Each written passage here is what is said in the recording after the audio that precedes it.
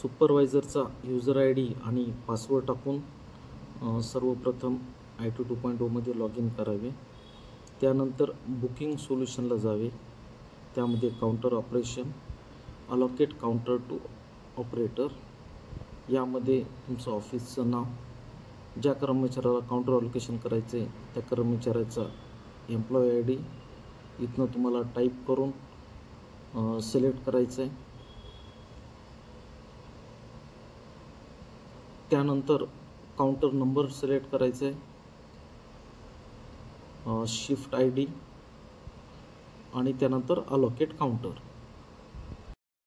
ऑपरेटरला counter allocate केल्यानंतर ऑपरेटरचा user I D आणि password टाकून लॉग इन करायचे। यामध्ये बुकिंग सोल्युशनला जायचं आहे। त्यामध्ये काउंटर ऑपरेशन,